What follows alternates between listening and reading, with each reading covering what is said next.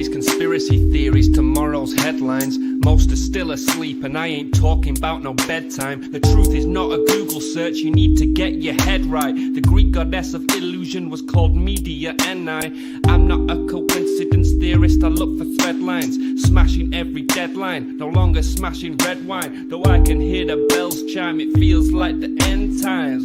That probably should have been smashed on red wine, but the carnal mind is foolish. Obey and end up ghoulish. Don't get used by instinct, take control and learn to use it. Make a load of earnest music, earn a few quid, learn a few tricks. Sure, the truth is persecuted, this whole world is pure abusive. Know a bit about everything and everything about nothing. Figured out my noggin while you picture out shopping. You sit about watching while I dish it out. Stop it, I don't mean to sound cocky, I'm not even proud of it. It's a second dish to me, just to me it's out honest. I don't even need to sound honest, never been about profit. Everything but out on it, you can bet your house on it. Doubt I'll be out for the count when the sounds, and I'm down for the beat, no beat down. I mean, how long's it been? Help me out. I've been the only one who's held me down. All in the mind, hell freeze now. Still sick with it, healthy how? Few bars down and the well freaked out. I don't reach out, I seek out to speak out. I'ma recount the reasons they beat out. I'm not the way, no way. I have seen the way.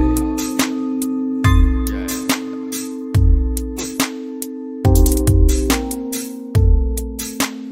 Seek, speak, repeat. There's no way.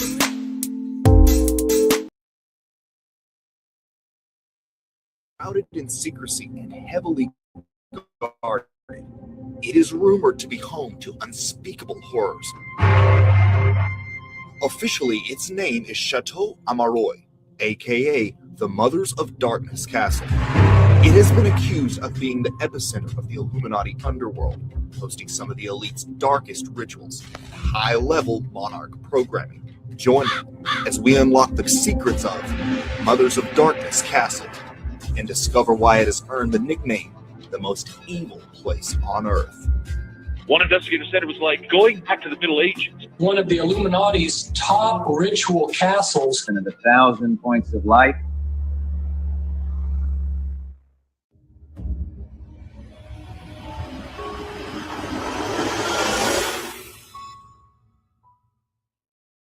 The elite love their secluded castles and stately homes, far from the prying eyes of the public, where they can engage in perverse and strange practices for the worship of their ancient gods. In Belgium lies just such a castle, the menacing Chateau Marroni. It has been named by researchers as one of the main ritual centers of the Illuminati, but researching it proves difficult. Little information about this castle is available, and the owners appear to be doing everything they can to keep it that way. Almost no pictures of the interior exist online. Even the BBC and National Geographic have allegedly been denied access.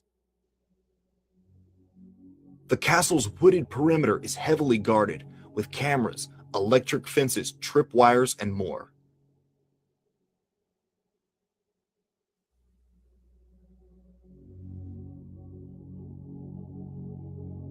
The castle was originally built for Prince Philip of the notorious Saxe-Coburg-Gotha royal bloodline, the same family as the British royals, who are descended from Vlad the Impaler, the original Dracula. Today, it is owned by an elite family of Belgian industrialists called the Solvays. The Solvays are one of the wealthiest families in Belgium. They own large pharmaceutical and chemical companies responsible for the notorious drug Prozac and the industrial-scale production of fluoride and fluoride products that get added to the water we drink.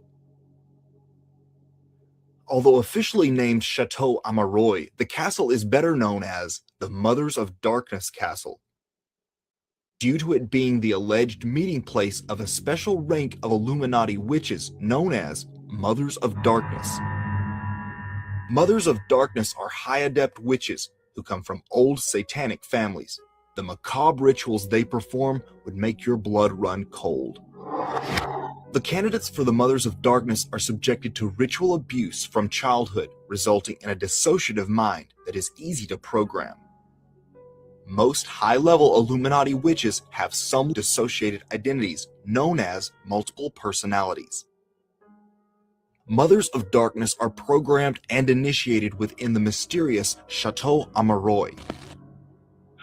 Mothers of Darkness seem to be like deep satanic priestesses that have also then raised daughters and or granddaughters and have been over many of the women involved. So they are deeply well known in the underground of satanic ritual abuse and multiple personality disorder. But these elite witches aren't the only reason the castle maintains such strict privacy. The site is also said to be home to the Belgian elite's satanic Eyes Wide Shut parties, which involve children and are usually filmed for blackmail. This was all revealed during the infamous Dutroux scandal that nearly caused a revolution in Belgium and saw the resignation of top officials. It all began in the early 90s when children started going missing in alarming numbers. It took Belgian authorities 4 years to arrest a man named Marc Dutroux, despite numerous credible tip-offs that he was kidnapping and holding girls prisoner, including one from his own mother. Dutroux was procuring these children for the Belgian political elite and aristocracy to use as party favors for their blackmail operations. After the scandal broke, one Belgian senator noted that such parties were part of a system which operates to this day and is used to blackmail highly placed people. The same system of blackmail operates all over the Western world and is one of the Illuminati's primary means of control.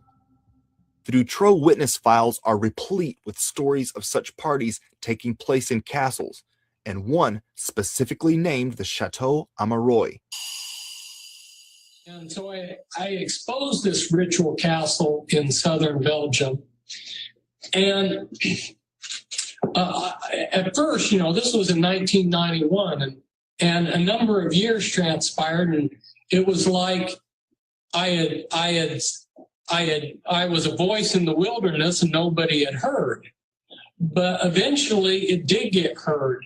And what happened is in Belgium, the Belgian government was toppled. They had big protests in Brussels a couple times where there were over 500,000 Belgians protesting their government. And the reason why is because there was a big scandal that broke loose where people had discovered that there were satanic covens in their government, the government of Belgium. And this got connected in, and people then were able to connect what was going on and some of the people back to this castle that I had exposed. Because Belgium is the global center of the European Union and NATO, many of the so-called elite from around the world attend these parties. A Belgian newspaper reported that a former commissioner of the European Union was among a group of judges, lawyers, and policemen who attended orgies organized by one of Dutroux's assistants. Sorry, this comes from the Sunday Times back in 1996, but here goes. Quote, Brussels satanic sects involved in bizarre rites, including human sacrifice, are being linked by Belgian police with this summer's string of grisly pedophile murders in which at least 4 children died. 5 witnesses came forward last week and described how black masses were held and which children were killed in front of audiences were said to have included prominent members of Belgian society. Many of these witnesses describe hunting parties where children were allowed to run in the forest and then hunted down like animals. These adrenaline-pumping events are said to be a favorite of the psychopathic elite. Abuse survivors Kathy O'Brien, Fiona Barnett, and Paul Benassi all have described similar hunting parties, known to the elite as the most dangerous game. It was early evening when they played Most Dangerous Game. I was stripped of my clothing. I was allowed to wear tennis shoes and told that I could have a head start and begin running before I would be hunted down. My exposure to it resulted in my believing I had no place to run and no place to hide. It seemed there were no limits to what could happen in my existence at that time. was the most extreme, one of the most extreme situations I think I ever survived. One investigator remarked that it was like something out of the Middle Ages. Dutroux was heavily connected to the satanic underworld. One cult we know he provided children for is called Abrasax. Abrasax is an openly satanic group which names itself after a pot-bellied demon called Abraxas. In 1996, police discovered a note to Dutroux from a mysterious person calling themselves Anubis.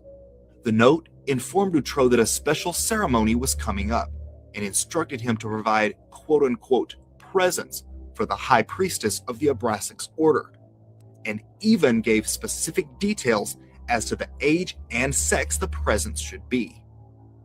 No doubt some of these children Dutroux kidnapped were delivered to the Mothers of Darkness Castle, where researchers have reported that child sacrifices take place nearly every day. And I gave the location. Eyewitnesses who had been in rituals in the castle where children were sacrificed, and the blood of these children is drained, and quill pens are filled up, and the blood is used to write an account of what the Illuminati have done that day and bring about the plan. Ultimately, Dutroux was jailed, but his high-profile clients got off scot-free. A curtain of secrecy descended over the entire case, and the investigation was stopped from going any further before the rest of the ring could be exposed. Dutroux, qui était le prédateur isolé, entre guillemets, d'accord, qui faisait bouc émissaire pour protéger tout l'immense réseau belge qui implique en premier lieu les deux rois belges qui se sont succédés. It is no accident that this den of Satanism is located in Belgium. The small, picturesque nation on the border of France has been named by alternative researchers as an Illuminati capital and headquarters of the New World Order. It is home to the European Union and NATO, making it a central hub for high-level Luciferian rituals.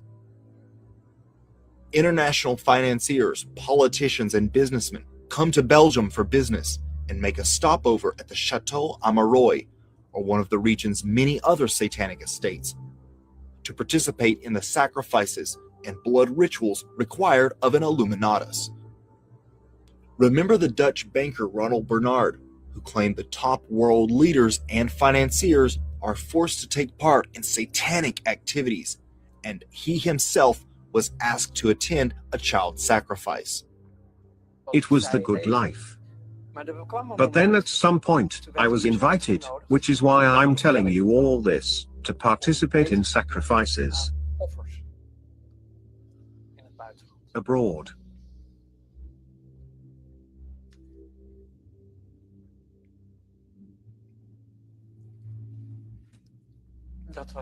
That was the breaking point. Children.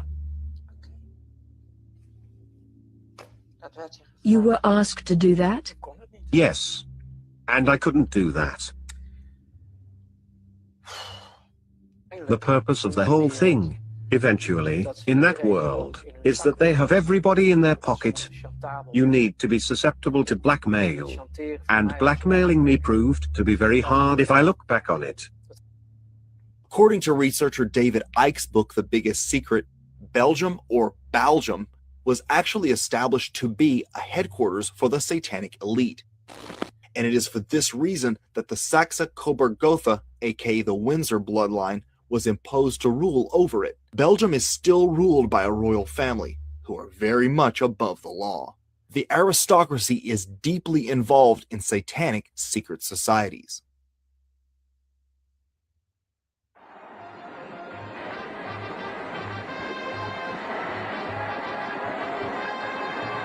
At the '88 Republican National Convention, GOP loyalists cheered as George H.W. Bush took the stage to accept the party's presidential nomination. It was the first time America would hear a strange, mystical phrase that would become synonymous with President Bush: 1,000 points of light. I've spoken of 1,000 points of light. During dream and and 1,000 points of light. Despite no one knowing what it meant, he went on to say it again at his inaugural address. Once again, few in the audience, except for members of the Illuminati, knew the significance of that bizarre phrase, or the location to which it secretly referred. Inside Mothers of Darkness Castle is a special room used as the place of ceremony for the highest orders of the satanic hierarchy. Inside the ornate room are balconies and a magnificent dome containing 1,000 lights. This is what Bush was alluding to by 1,000 points of light. But nobody bothered to question that. And he said that at least 4 to 6 times. I talked to a lady just recently in Baltimore. She came up right after the meeting in Baltimore, and she came up and she said, everything that you said tonight, I can verify. She said, because I was George Bush's campaign manager. And she proved it. She pulled out the campaign manager badge that she had when she was campaign manager, when he was going into for presidential election. And she said, I was there the night that he made that address. And she says, now I understand what that meant. Because she said, I looked at George and I said, after he stepped off the platform, I said, George, I want to be, I don't know about that New World Order thing. She said, but I want to be a part of that 1,000 points of light. And she said, he grabbed her by the shoulder, looked her sternly in the face and said, I have no control over that. It is also very telling that President Trump drew special attention to this old phrase at a rally held in Montana in 2018, reminding the audience of the bizarre nature and inexplicable meaning of the term. All the rhetoric you see here, the 1,000 points of light. What the hell was that, by the way? 1,000 points of light. I never quite got that one. I'm trying to say, what the hell is that? Has anyone ever figured that one out? YouTube has videos of people attempting to go near the Mothers of Darkness Castle and discovering elaborate security measures around the perimeter. One man who found the gate open claims his girlfriend went to knock on the door and was never heard from again. He went to the authorities, but the local police said the people at the Chateau Marroni claimed they never saw his girlfriend and threatened him with trespassing charges. There are even rumors that the castle has tunnels beneath it that are connected to other locations. From Vlad the Impaler to Elizabeth Bathory, who bathed in the blood of her young servant girls, history provides numerous accounts of psychopathic elites whose victims are lured to dark castles, never to be seen again. Today, children continue to go missing, and a girl's body was found on the estate of Queen Elizabeth II. Maybe those tales hold more truth than we dare to admit.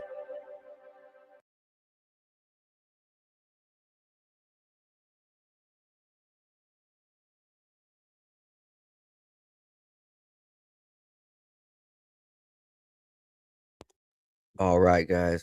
That documentary you can find on Rumble. So these human hunting parties, these estates, these covens, they're real. And Epstein was kind of like the tip of the iceberg, right? In a sense, to exposing this type of stuff to the world and these type of groups. Let me go ahead and fix my camera. Oh, there we go.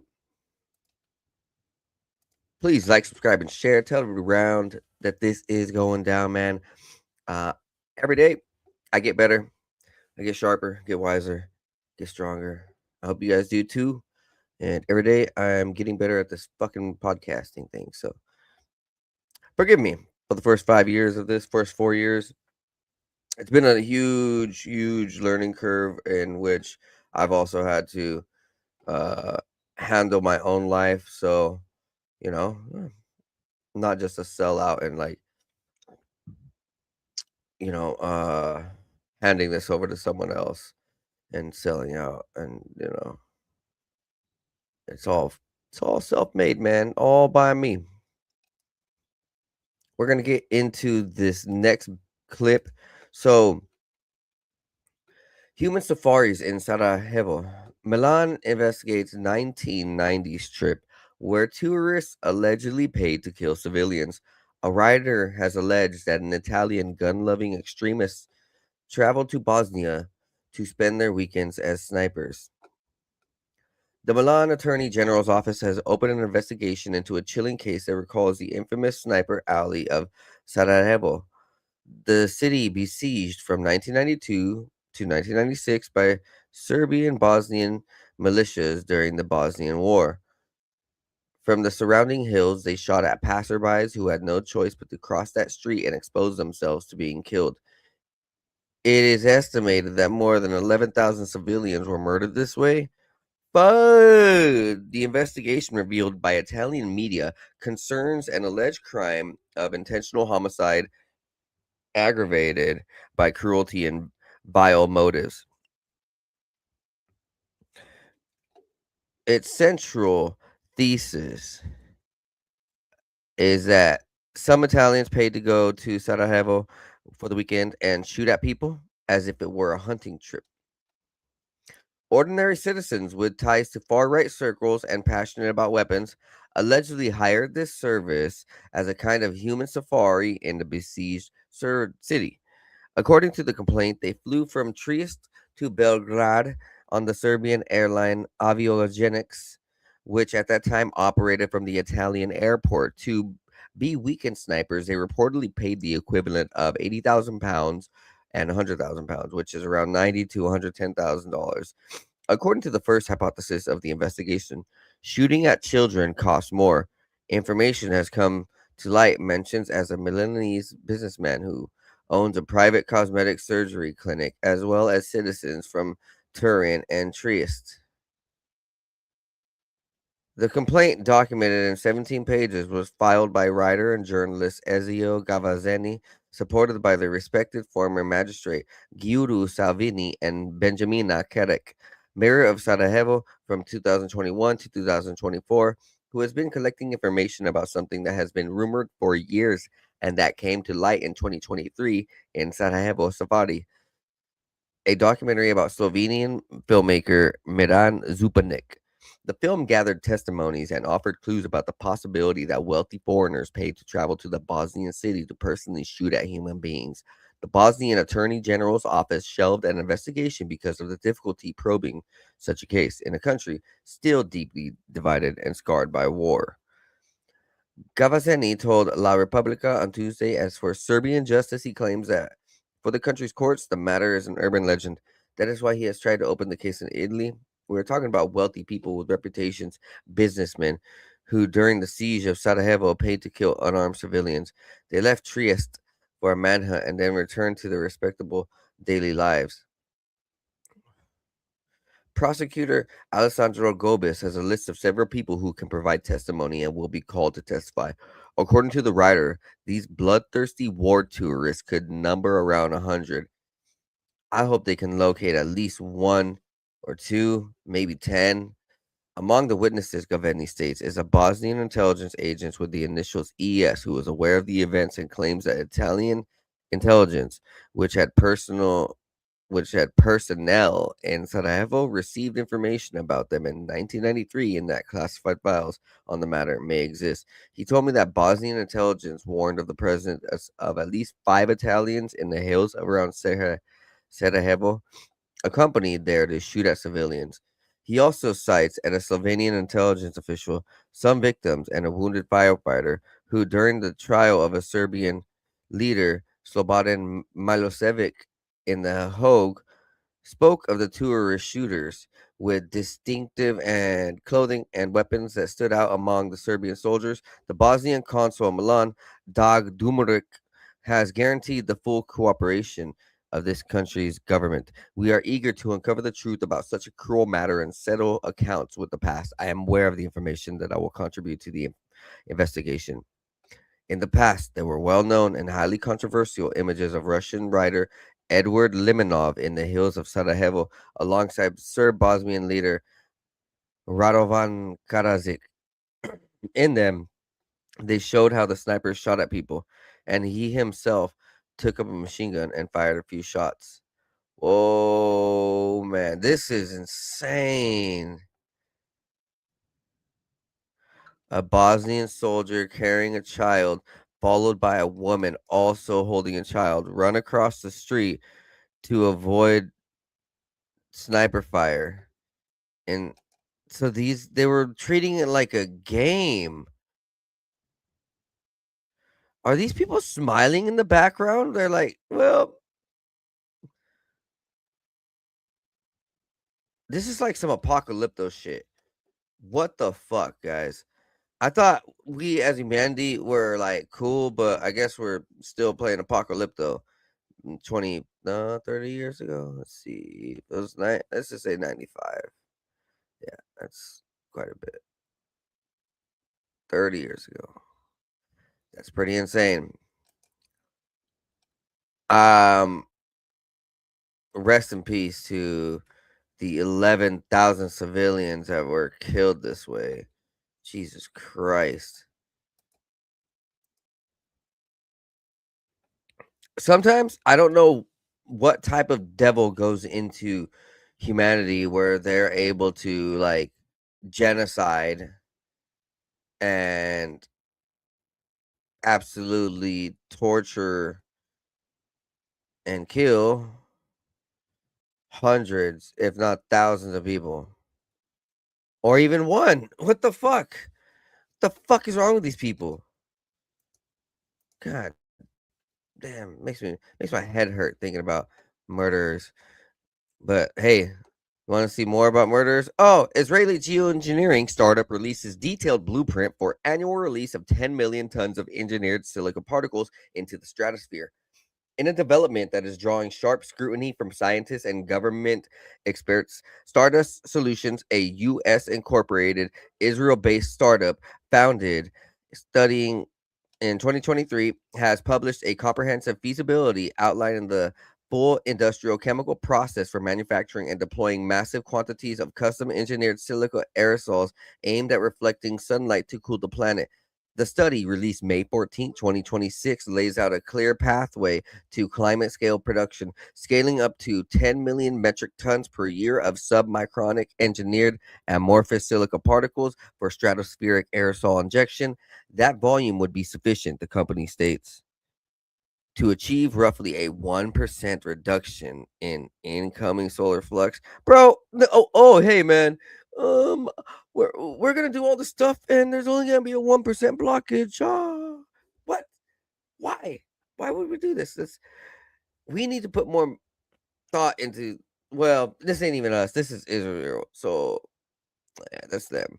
But this is this is how they think. The document reads less like a speculative research and more like an operational engineering manual.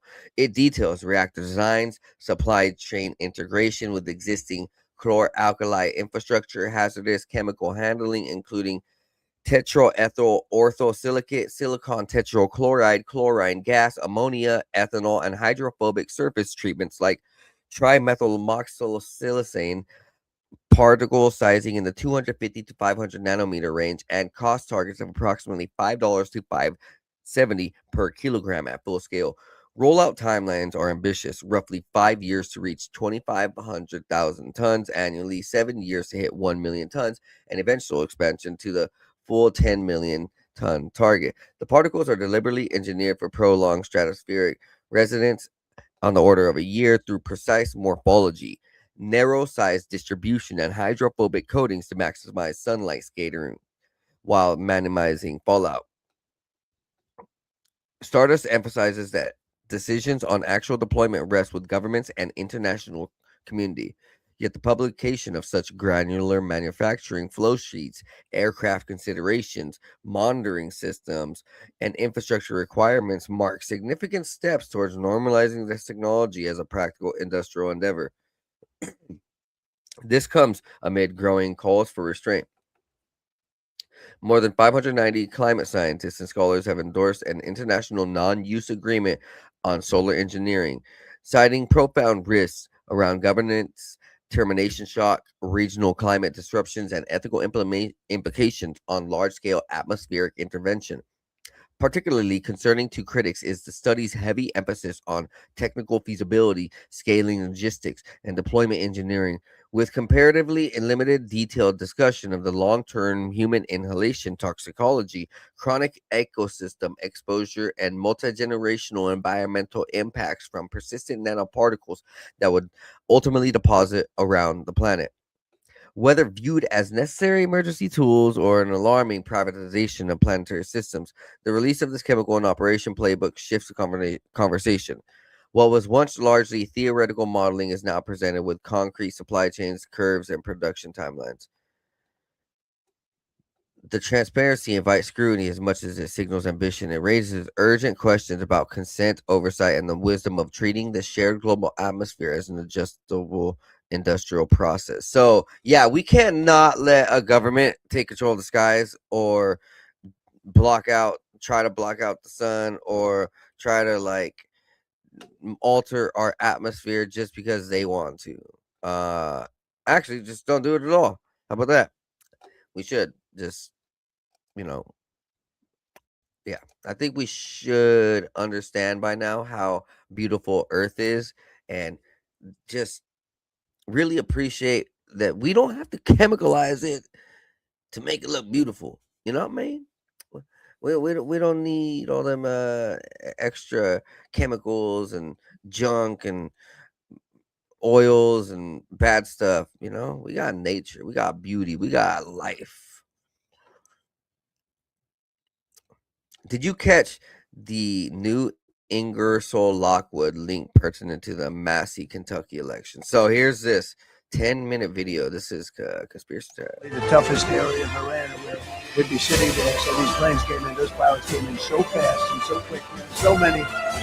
Steve Witkoff's over here is doing fantastic. And Jared Kushner. But the people that are here, the job they did is amazing. And I think I'm going to introduce the head of the CIA, and he is a man who is central casting. If we cast a movie, he's going to play the head of the CIA. John Ratcliffe, he did a phenomenal job that night. It's something that I don't know if you want to talk about it. If you want, you can. I'm not sure he's supposed to. I'm not going to talk about it, but the CIA was very responsible for finding this little speck. It's like they used an expression on one of the shows. The general was talking about, it's like finding a needle in a haystack, finding this pilot. And the CIA was unbelievable. And you may, if you can, you'll talk, it might be classified, in which case I'd have to put him in jail if he talks about it. And I don't want to put him in jail. He doesn't.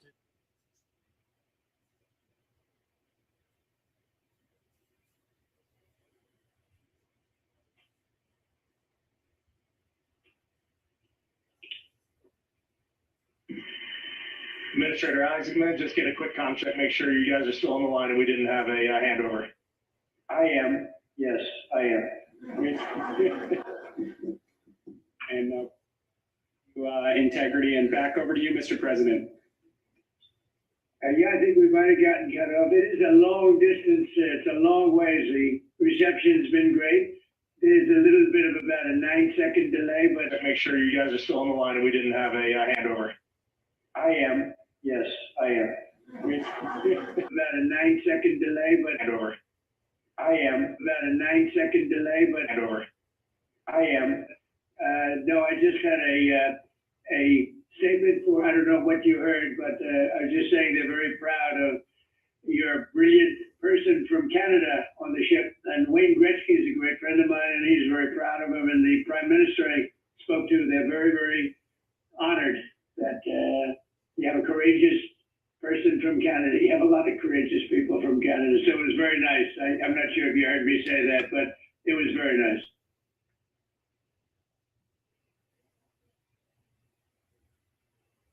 Yes, Mr. President, we heard that, and we do love our Jeremy Hansen. We love all our Canadian astronauts, Jenny Gibbons, Josh Kutrick. They're just great people, and they're such a welcome addition to our Corps. Right. Well, I really look for that, a 9-second delay, but they're just great people, and they're such a welcome addition to our Corps. Right. Well, I really look forward to, when we can, I want to look forward to... Perfect person. I was like central casting. Central casting. You can't cast them. What do you have?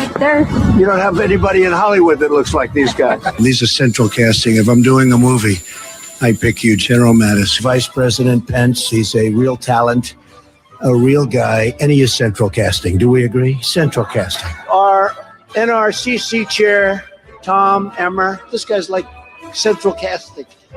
You couldn't pick a better guy in Hollywood. There's no actor. And he's central casting. Look at that guy, central casting. Judge Kavanaugh, who's central casting. Everyone is central casting. Central casting. Glasses, head, boom. He owns a hotel. Where is he? He's like central casting for ownership of a hotel. You talk central casting, these guys, you couldn't, I mean, it's incredible. They had a master sergeant there. I could take him right now, bring him to Hollywood, make a military movie, and he's the star of the movie. That happened once before. I've said many times, Donald Trump is an actor or a filmmaker, or he's setting this up just like a show. And I know this because you look at his past and it's all written out. From his teenage years to his middle-aged years.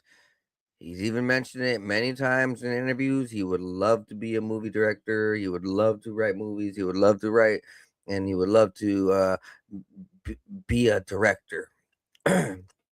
So, you know, when he finally got into position to be able to be the prime director, he's taken off and he's doing bullshit. He's just he's a front man. Donald Trump is a front man for a bigger, darker, more nefarious system. And I think Donald Trump is going to have a rude awakening.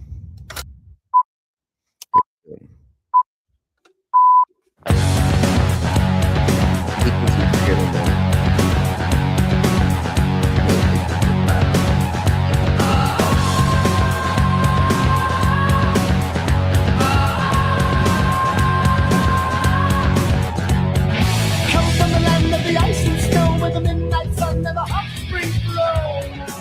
Now we're on the cross. Drive our ships to land. Find a home. Sing and cry. For how long I am gone.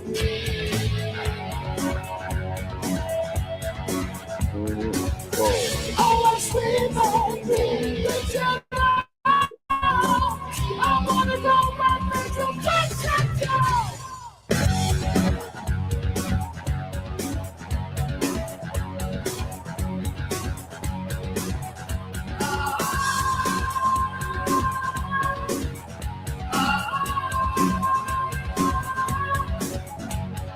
Come from the land of the ice and snow with the midnight sun and the hot spring glow. Such a thing so great.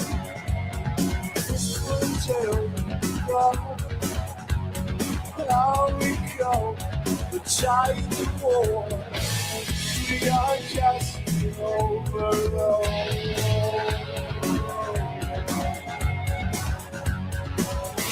Always with us, return out. I wanna know what makes the best town.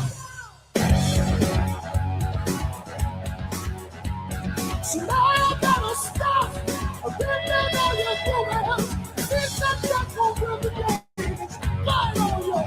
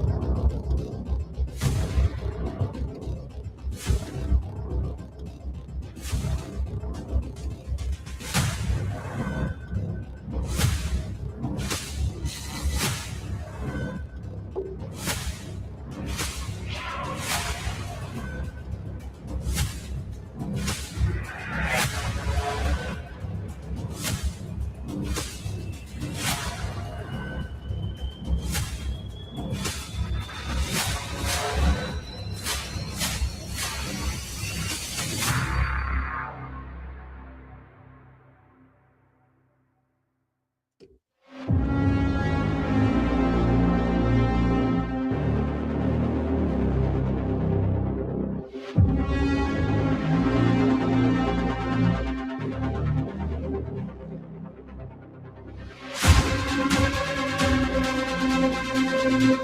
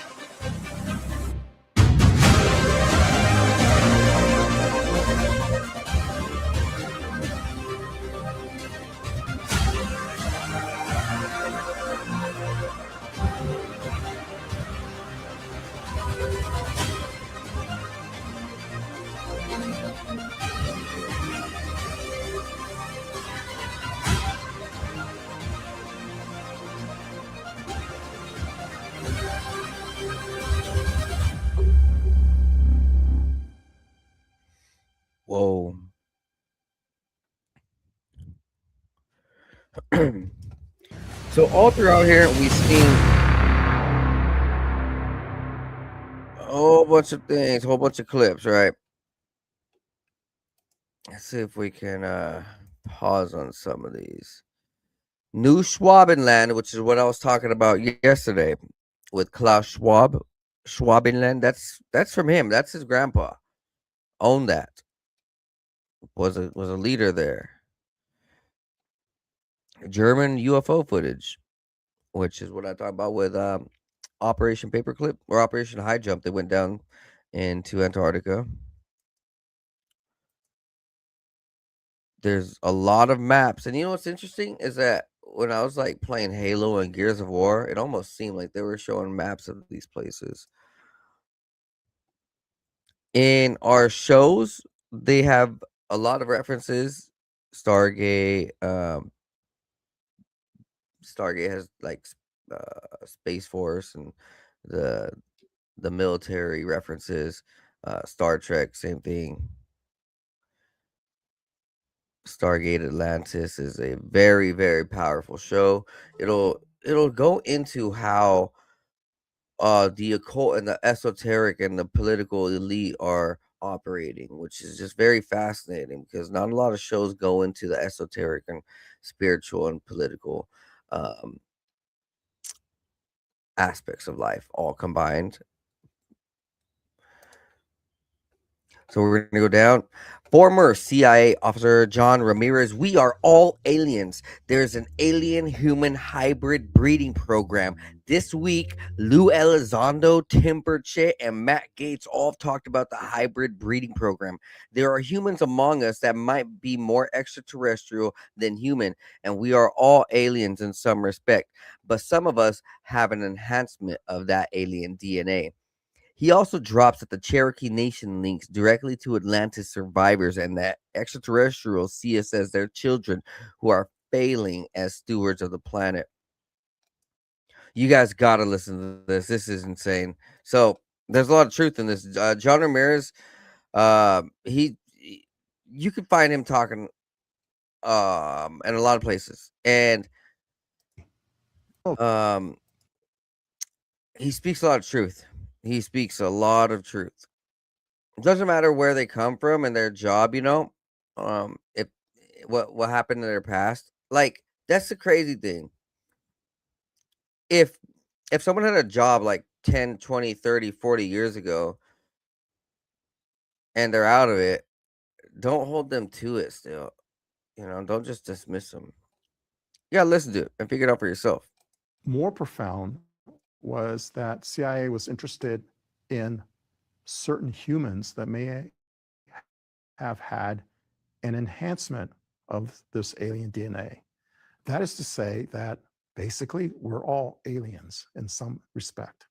But some of us, some humans, have an enhancement of that alien DNA. And that was the first time I ever heard that. To me, that was the most shocking thing I ever heard of. I didn't know that. Why were they so interested in the DNA of extraterrestrials and the DNA of humans that may contain extraterrestrials for maybe enhancements? I don't know. There's a cognizance, I believe, within the intelligence community, particularly CIA, that there are humans among us that might be more extraterrestrial than human. And how do you identify them? That could be a major factor in why they were interested in that. And there's also the, I guess you would call contact tracing of like who's who. Right. And so what they did reveal that there was an interest in certain families. How would you understand families? I understand families to mean bloodlines. Right. That they were interested in certain bloodlines going back to ancient times. Who knows, ancient times. Did they mention other heritages around the planet that through this marker? I was specifically told that the Cherokee heritage, the Cherokee Nation, had something to do with the phenomenon. And furthermore, that it has something to do with perhaps even the actual existence of Atlantis, that they may have been survivors of Atlantis. But then I can't prove that. I can't divulge a source. I was told by a very credible source. And what was their take on Atlantis, since we're speaking about it? I believe that their take is it's an actual, and it's not myth and legend, it's an actual place. Do they know where it's at? No. No. I don't know where it's at, and they didn't tell me where it's at. But what would give them that idea that the Cherokee heritage is connected to the Atlantean time, unless they had some sort of DNA to compare it to from Atlantis? I think because that there's a preponderance of people in the intelligence community and in the military community, especially special operators, who've had these experiences. And when they examine these people and start questioning them about their background, about their family heritages, that it was a preponderance of Cherokee heritage associated with not only having these experiences, but with having implants. So the suggestion of implants means it's possibly currently ongoing. Yes, it is, because implants have been recovered from people, not just those who are in the military or intelligence community, but from others. Well, being in this meeting, John, and listening to the biology and all the tech being, presented to you, and you going through this experience already, your whole life of, these different experiences with ET intelligence, what was going through your mind? What was your emotion? My feeling was that this was why I had those experiences to begin with, that perhaps I was taken. And I never used the word abducted because I wanted to be taken. I was only disappointed when they brought me back. But perhaps this is why I was taken, that I may have had this lineage in my own family history.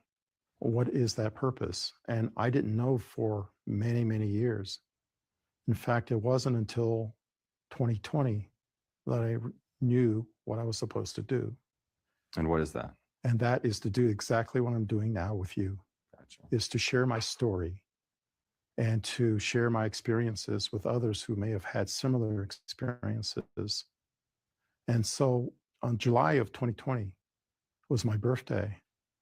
There was a CE6 global session, and it was called Harmonic Convergence 2020. My wife and I participated in this global CE6 session, and I just looked up and didn't see anything for a while. And all of a sudden, I saw this bright orb. It was a white, bright orb right in front of me, over the mountains. And we were only like 2.5 to 3 miles away from the mountains. So it's above those mountains. My wife saw something simultaneously. Well, she says, it's over to my right. I said, no, it's right ahead. She was sitting on my right. She should have seen it on her left, but she saw it all the way to her right. And so I looked up, and then the message came to me. And the message was, there are things that you've learned, and it's time for you to share what you know. And that was in reference to their existence, the reality of their existence, and what I learned through my work at CIA. It's time for you to share. And sharing meaning all the stuff that you've worked with the CIA, or the exposure to, the beings and these visions? The work was what exposure I had to the reality that there are craft, they're real, and there are beings in these craft. They're here for a purpose, for a reason. And that reason is not so much to warn us of impending doom or anything like that, but to remind us that we're stewards of this planet and that we're doing a terrible job of that. Do you believe we inherited the planet, or do you believe there was extraterrestrials here way before us that started this? Well, to answer your question, I believe we are also extraterrestrials. I think we were brought here and that we forgot our origins, and that some of the beings that are being encountered by humans today have been here a long, long time. And they may have had some input into how we developed, and that they have our best interests in mind, but they're concerned about the stewardship of the planet, that we are doing a terrible job of taking care of their planet and our planet, and that when we explode nuclear weapons in our atmosphere like we did decades ago, and not only affected us, it affected them as well.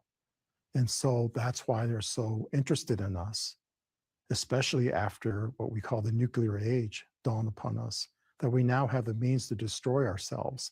Right. And by destroying ourselves, we're also destroying them. I think we're their children, and that they have, like a concerned parent, they want us to grow up, but they're giving us enough leeway to become cosmic adults, if you will. And that once we become cosmic adults, we can then join them in the full knowledge of our true origins and why we're here and what our purpose is. And perhaps we can then join them in becoming a spacefaring planet with them. John Ramirez does not pull any punches with that. There's definitely human alien hybrid programs, and there's humans that have alien ancestry, and I think that this is far more magical than what we know from the mainstream. For the longest time, it seemed like science wanted to say, well, we are the only ones living. We have to go look for extraterrestrials. Are they even out there? What are they? Is it real?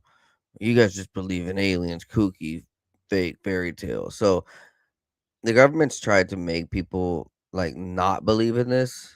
And my conclusion, or my speculation on why the government would want to hide the fact of aliens, angels, extraterrestrials, and spirits and things is because they are one of them, but they're on the dark side, a demon or something alike, where they want to hide that fact by completely hiding all references of anything extra dimensional and extraterrestrial. Sorry. I tried combining both words. Don't know why. But it seems like all throughout history, cultures around the world, ancient past, they all mention these different types of beings, and it's pretty true. There's not a lot of separation to the images and the visuals and the what's being seen from like now to a different continent.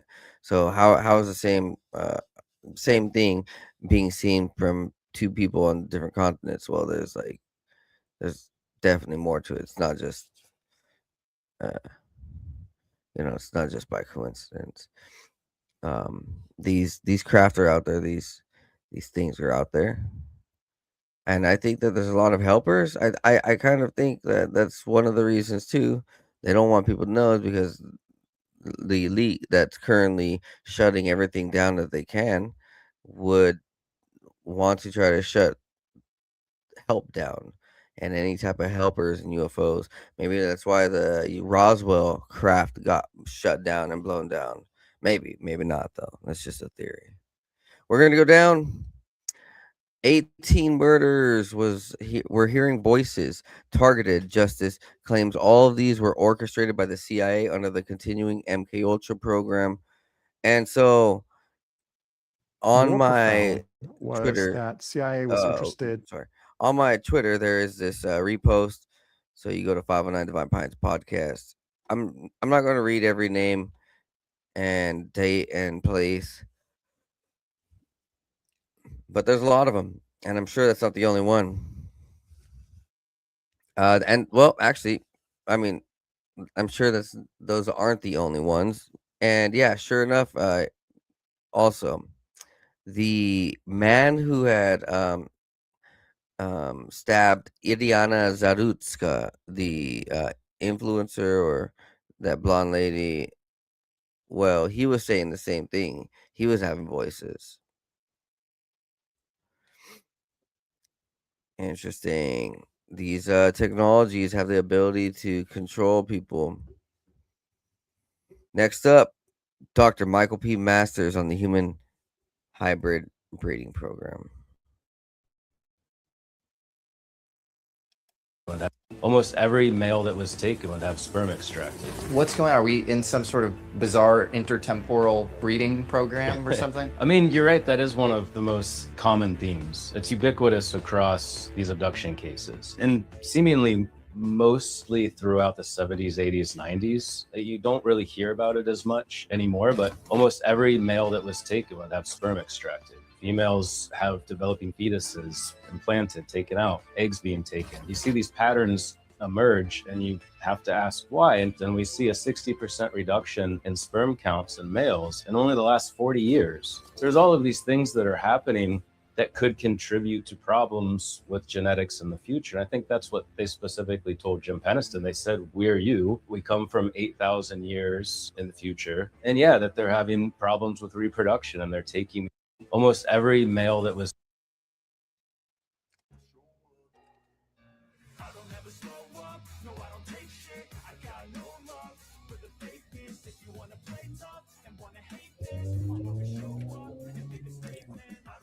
Check this out.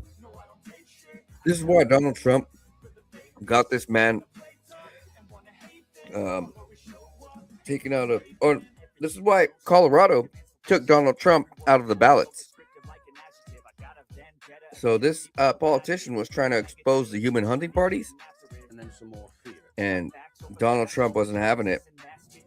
And so this man just straight up removed him off the ballots.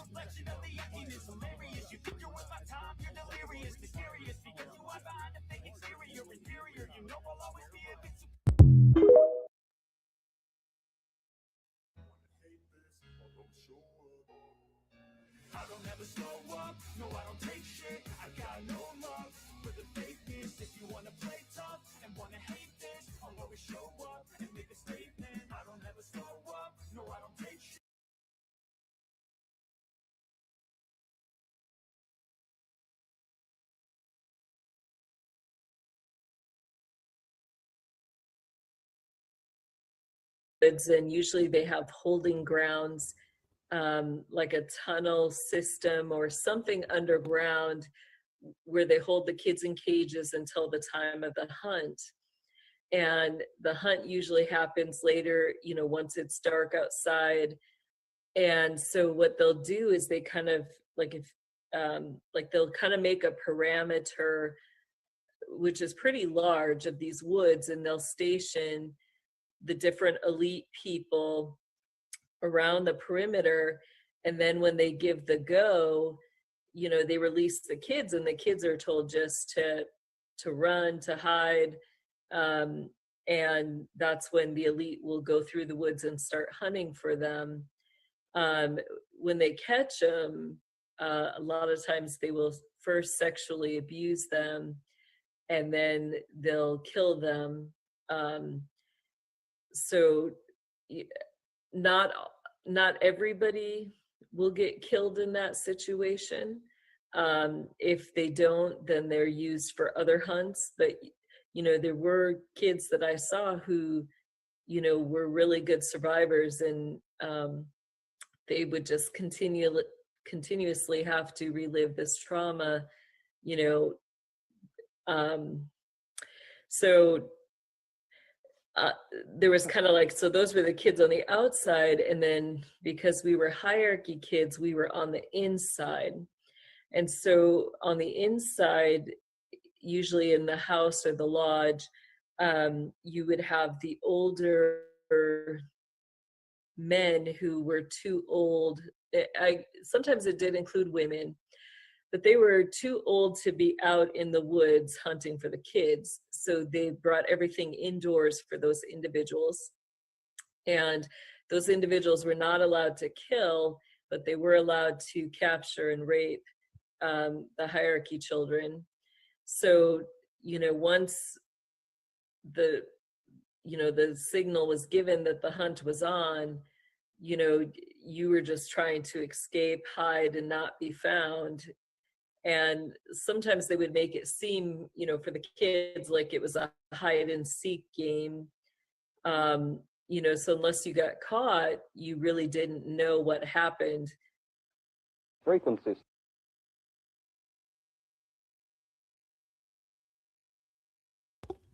Man, this has been going on for a long time, not just recent. This is, I would say, hundreds of years old. But it's getting even more troubling now. It's becoming technological. So there's still the mystery of the pelacaras down in South America. And here's, I believe, Timothy Alberino. And she sees this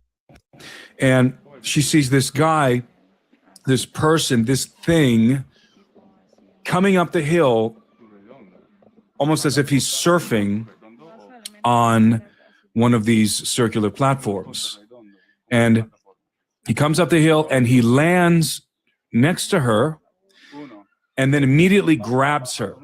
He seizes her from behind and he places his hand over her mouth. So he's got her from behind and he's got his hand over her mouth so she can't scream. Then she sees another one of these guys coming on another platform up the hill and lands and positions himself in front of her and grabs her leg. So they were dressed head to foot in black body armor. They were very tall. One of them, which she calls the gringo, was taller than me, considerably taller than me. The other, I think she said, was about my height, if I recall. That one I dubbed the Peruvian. The reason why is because according to Talia, these individuals spoke Spanish. The taller one, she says, spoke Spanish like me, like a gringo with an accent. The Peruvian put some powder in his hand, and then he put some cream. He had this little bottle with cream in it, and he mixed the powder and the cream together. Then he took a nasal syringe, he sucked up the substance and shot it up her nose. The gringo proceeds to smear this cream all over her face. And she said that her face instantly went numb when the cream was applied, and it began to swell. And she even tells us that at that point she heard the Peruvian guy say, be careful, don't apply too much. You're going to ruin the flesh. One of them took out a small device that you and I think is a laser scalpel, and they began to make an incision in her neck. In other words, they were very likely going to peel her face off. We did see the two scars. We saw them. Actually, it was Cisla, the father, showed us the picture. Man, it doesn't make sense unless you understand that this is a battle. Like there's real shit going on. You know, it's not just some. Oh, this is some accident. It's just it's just an animal scratching her. No, like this is much bigger. Suspect that they were smuggling narcotics. Suspect that they were smuggling narcotics or drugs. Come to find out, it's more disturbing than that. This gentleman has firsthand account with this and says that it was for people. It's very disheartening, especially because that part of the world have already gotten ravaged, and it's something that is very hard to see right now because of what I've witnessed, and it's very disheartening. And this is why I'm up here. They were actually, two of the guys were actually talking about either, hey, should we smoke these guys right now? You know, that's what they kept saying. It was kind of feeding more into the fear at that point because, again, I don't know who these guys are. I know they had American gear. They had American sidearms as well. If these guys have actually taken an oath like we have, and then why they're going against people like us and even willing to kill servicemen who just even stumbled onto this, it just blows my mind, and it's very sick. Suspect that they were smuggling narcotics or drugs. Come to find out, it's more disturbing than that. This gentleman has firsthand account. So let's just say, like, I don't know, for instance, that the Green Goblin movie is showing some crazy human technology where they're like flying on a hoverboard. They got these masks. They got lasers by now. It almost seems like the military has technology to make this happen, but I'm not saying it's them. It's a very strange coincidence with what's happening. I asked the woman to explain Pela Cara for me, and she explained how there has been human organ trafficking in the area and bodies found without organs. The culprits are American gringos like you. The people were scared to hear of your arrival. I didn't really know what to make of this. There are many people here that want to tell me long stories. What happened next made things very clear. The object closed the focus. Moises, even though he was not present on the day of the day the object came down, says the size of the object when it was 10 feet above the ground was enough to accommodate 3 people inside, and then it generated wind. Moises said that there were reports that in a similar sighting of Ashaninka village of the Peruvian territory at the beginning of the year, when it reached 1 meter high on the ground, a door opened in the object and people came out of it to kill. He also said that a Peruvian Ashanikas even shot at those people who would have come out of the object, one of them being hit and shouted until he was rescued by another of the people who had come inside the object. After that, the object gone away. Also, according to Moises, the people from inside the object dressed in green so they could easily hide in the vegetation.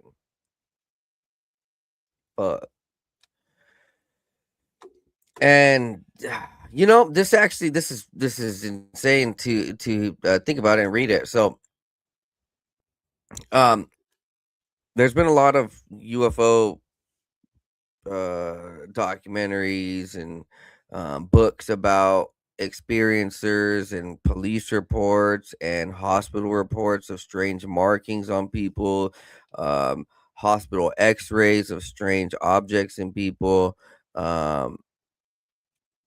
But there's also stories from in the police reports that people detail and the hospital reports is that some of these people who see UFOs or experience UFOs or get abducted, or let's just say they go into the UFO and they recall seeing tall aliens and military men from different countries running operations, and they see things. It's like cloning centers, organ labs, all sorts of things. And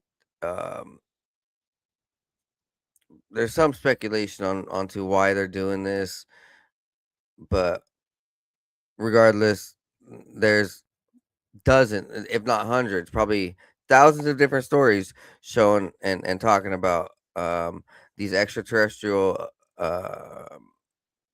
encounters having to deal with the military, and military secretly shows up. They know exactly what's happening.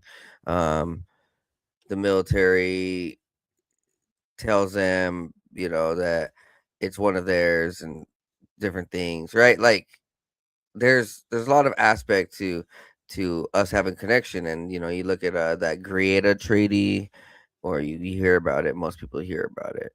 Like, I guess no one ever sees it.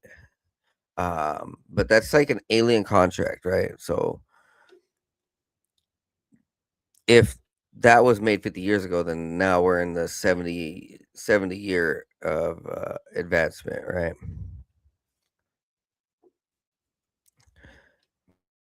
Very strange. And we're gonna keep on going. Here's Mike Tyson talking about this. States of property that's hunt. Who paid someone to hunt a person. Let them go. That's not outside the I realm know of that. possibility. I know, that's why I'm throwing it at you. I guarantee you there's been someone somewhere in the world who paid someone to hunt a person.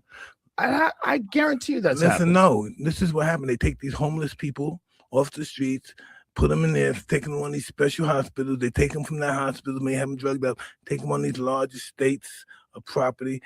That's hunt. Run. Christ. Nigga, run. No, really, I really That's believe, been in. I really believe that. I think. Well, But Mike book, the most- Tyson, bro, he got very detailed, man. He got very detailed. He got real detailed, and just to talk about the homeless, trip out. So this was just like from last week. 8 dead bodies found within the same block in about 4 weeks. So in 1 month, 8 bodies in the same block around the St. Monica Catholic Church. I don't know, man. That sounds like murder. That sounds like there's something going on,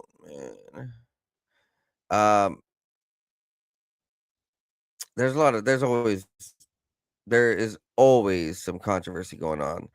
And here's a DOJ indictment of Brenda Brown, who faces 5 years in federal prison for her election crimes caught on hidden cameras, where she was caught bribing homeless with cash and assistance for their vote.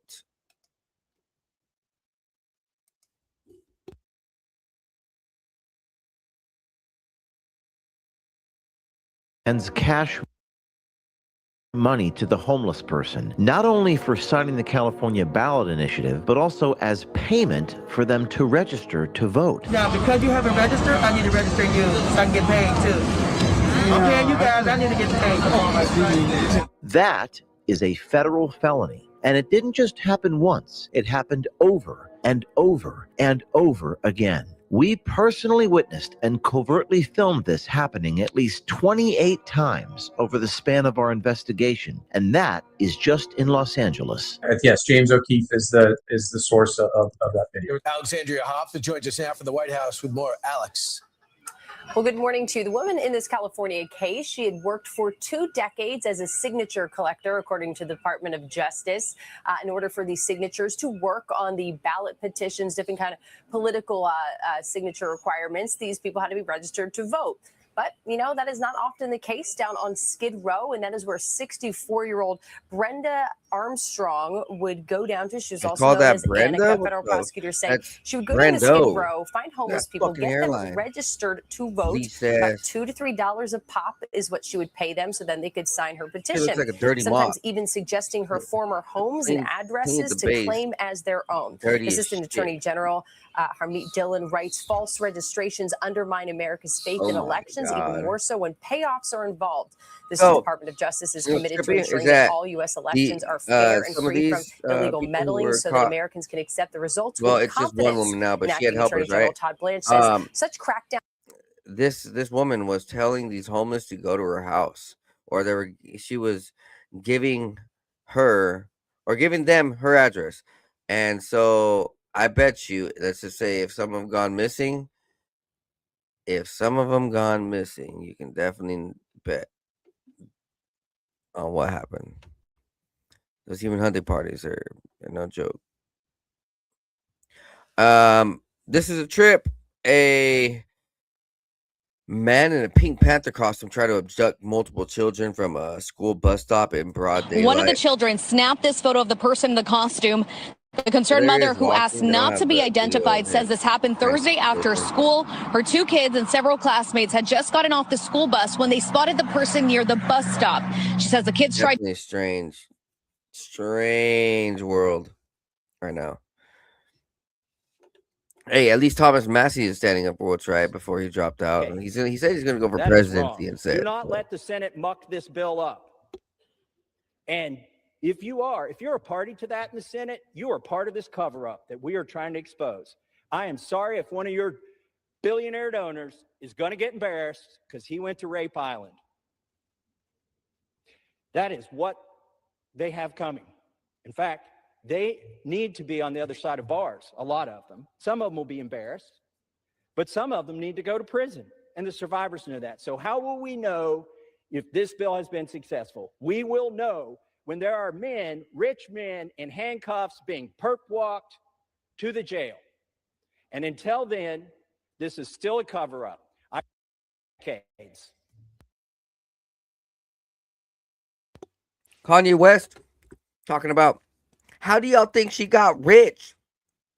So, Kim K, I mentioned it yesterday, she got caught with like $8 million or so in cocaine in her shipment, in her Skims underwear shipment.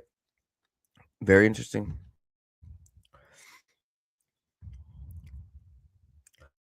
This is stupid. Trip out. Against men playing in women's sports. He voted against Hear that? men playing in women's sports. Yeah, Thomas Massey's a terrible congressman. He voted against men playing in women's sports. He voted against men playing in women's sports, makes him a terrible person. Fuck you, Trump. He voted against transgender for everybody. The mutilization. He voted against transgender for everybody. Yeah, that's good. So fuck you, Trump. Of your children. He voted against, again, open borders. We have the best border we've ever had right now. Voted against open borders. Now nobody's coming. You know, like this whole border situation. I'm not for either side of how they're proposing it. So pretty much fuck them all on that one. I mean, a report just came out. In the last 11 months, literally nobody has been allowed into our country illegally.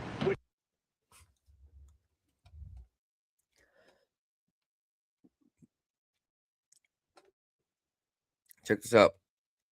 War in the party has gotten so out of hand. They sent the Secretary of War to my district today to campaign against me. I don't think that's ever been done. To send it's also illegal. Yeah, well, I'm not sure, but it's insane. Like, we're in the middle of a war. Why should the Secretary of War come to Kentucky? I say it's because I'm harder to beat than Iran, and I don't even have a nuclear weapon. That's because the weapon I have are the people behind me. We talked about money raised, and I took objection with the fact that he was raising money. He's the warm body. Literally, the president calls him a warm body from central casting. That much I agree with on the president, who was just recruited. The money was already there for him. What's shocked me and surprised me is we've raised like $7 million, $50 at a time from tens of thousands of donors. I never expected this to galvanize America first. So Massey dropped out of the Kentucky race. Oh, where's this at? Do I still have this from him?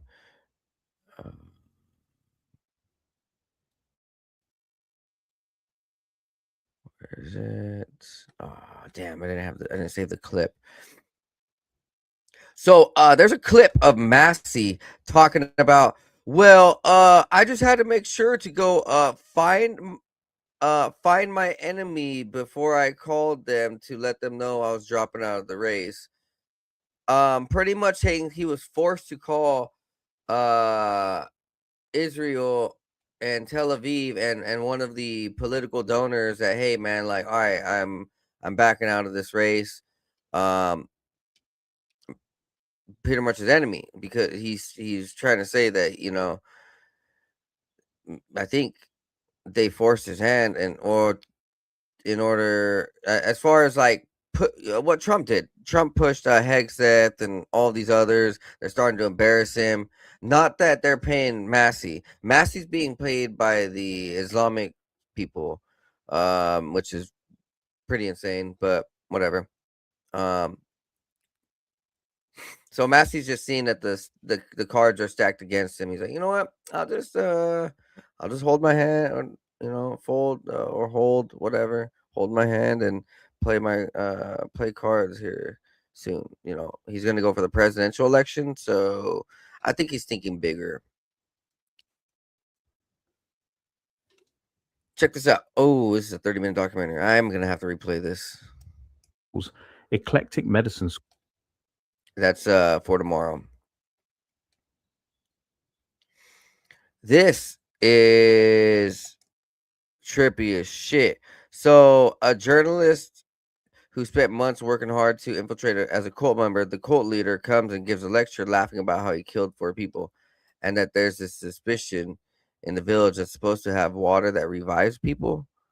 13 years ago, they killed someone and kept the body preserved to bring him back with a heroic accident.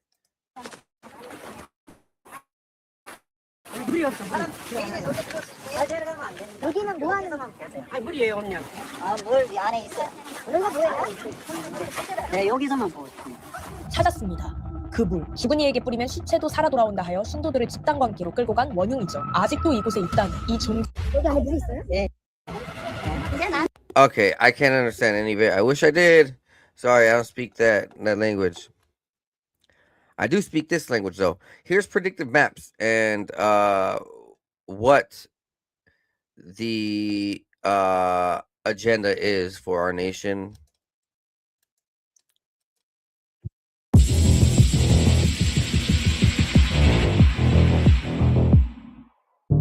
The Hopi prophecy is based on an oral record that spans thousands of years.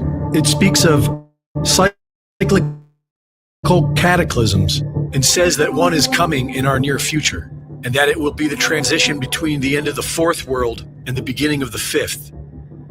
Several ancient texts have documented cyclical cataclysms. The Bible begins with the replenishing of the earth, which many biblical scholars interpret as a restoration after a previous destruction, and it ends with destruction. During the 16th century, Nostradamus wrote of the earth trembling so violently that great structures would be destroyed. Edgar Cayce, America's sleeping prophet, documented over 14,000 psychic readings that have been stunningly accurate. He had visions that simultaneous eruptions of Mount Pelée in Martinique and Mount Etna in Sicily would occur approximately 90 days before the West Coast is flooded. Gordon Michael Scallion was an electronics consultant with no background in mysticism when, in 1979, he suddenly lost his voice and began experiencing visions of future Earth changes.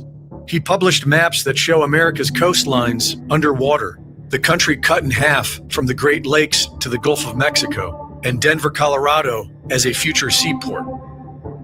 After years working as an electrical engineer for the U.S. aerospace industry, Aaron Abramson began focusing on psychic research. He predicted dramatic Earth changes and created a future map of the United States that showed the same coastal inundation. The alleged classified map of the U.S. Navy, which has been circulating for decades, shows U.S. coastal inundation patterns nearly identical to these visionary maps.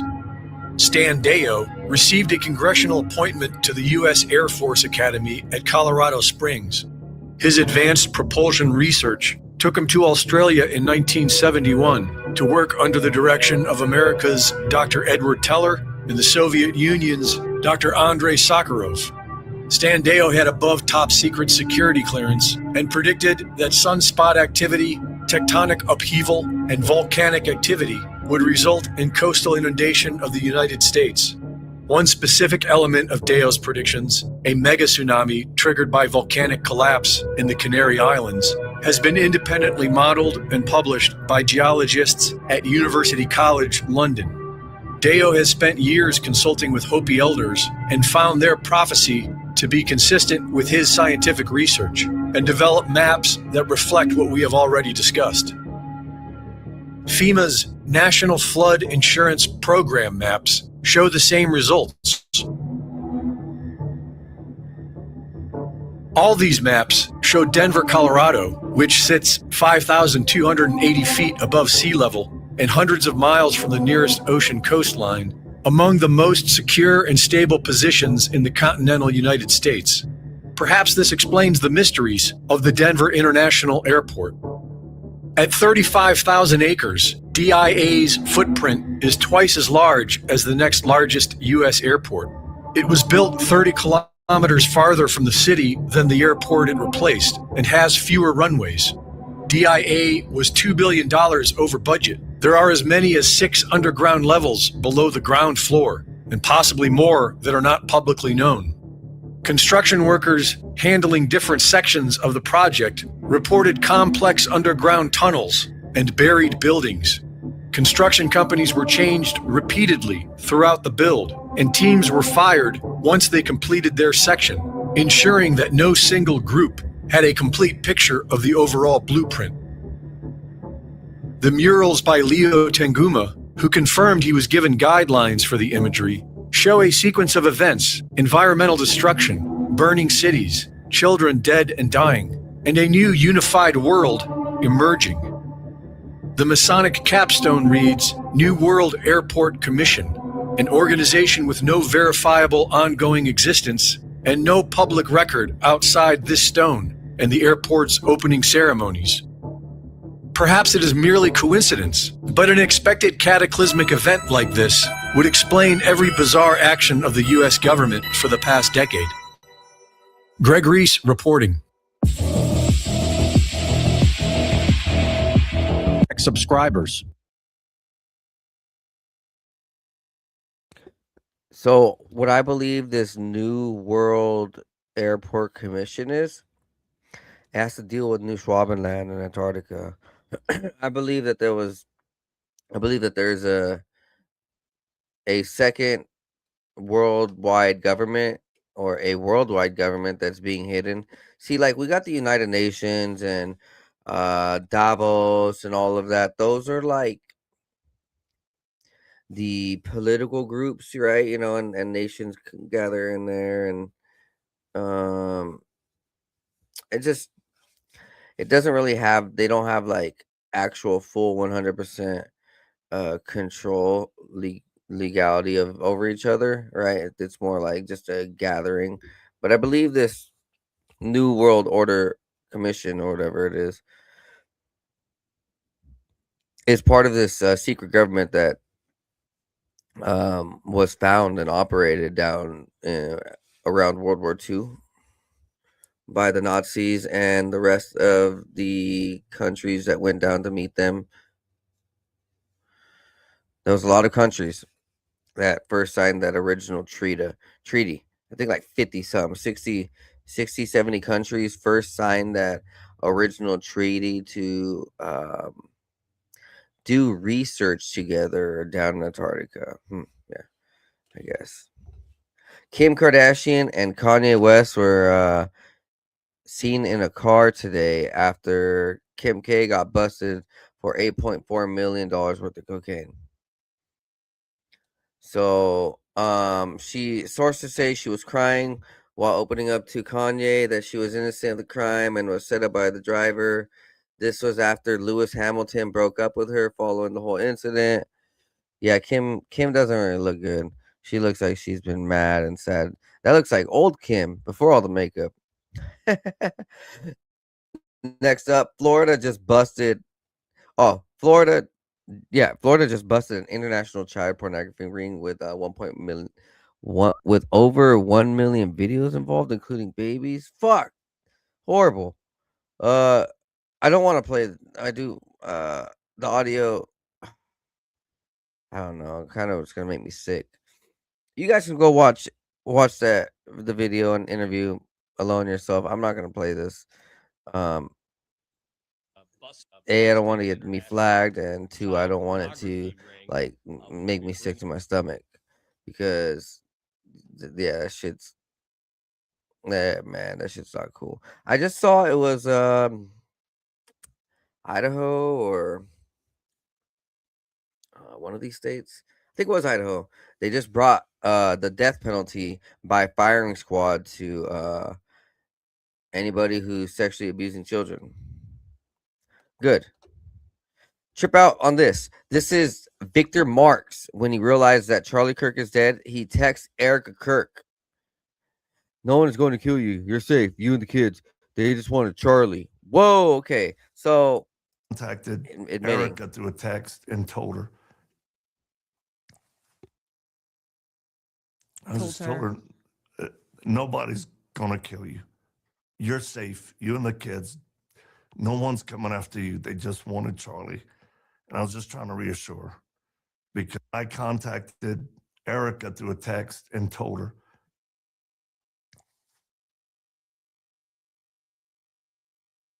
Yeah, Candace got the same face I do. Like, why the fuck you texting Erica after he dies? And then the second face she makes is, why the fuck you saying they're not gonna kill you? It was they were only after him. Like he knows because he's in on it. These guys are in on their own friend's death. Fucking sad. This is crazy right here. Man rumored to be male prostitute found dead in Indiana home of Mike Pence. Law enforcement reportedly responded to the Indiana home of disgraced former Vice President Mike Pence this afternoon after a 911 call was placed to summon help for an unconscious man who was not breathing. Upon arrival, police and paramedics discovered that the man was deceased in a room at the Pence home and identified the individual as a male in his early 20s, but did not reveal the man's name to the public. No cause of the death has been named either, but the former vice president and his wife Karen were allegedly home at the time of this incident. Rumors are beginning to circulate that the young man was a male prostitute that was hired by Pence and was known by one of the responding officers as a frequent special guest at the Pence household. But as of right now, details are sketchy and no official word on who this man is or was, and the manner of his death is known. So they don't know his death. They just worded this shit funny. An active police investigation is said to be underway. Stay tuned for updates on this mysterious bombshell. Yeah, it is pretty trippy. Pretty trippy. Mike Pence. I've heard some things about him. People have tried exposing Mike Pence. And I think that's probably the last male prostitute he's ever going to hire. Yo, I hope you guys have a great night, man. Please like, subscribe, and share. Go ahead down below. There are coupons, affiliates, and all sorts of goodies for you guys to check out. You can save some money too. Just type in the coupon code and maybe like 1 to 5% of that money will ever come back to me through this through these companies. Like they send me products, so I ask some of these companies to send me products instead of cash. So I mean, yeah, I wish though that I could go ahead and get a better monetization progress with just the whole YouTube thing, or run certified ads. So I think that's going to be my next goal. Better ads. You guys have a great night. Be blessed. Be high. See you guys next time on the 509 Divine Pies podcast. Peace. I love y'all.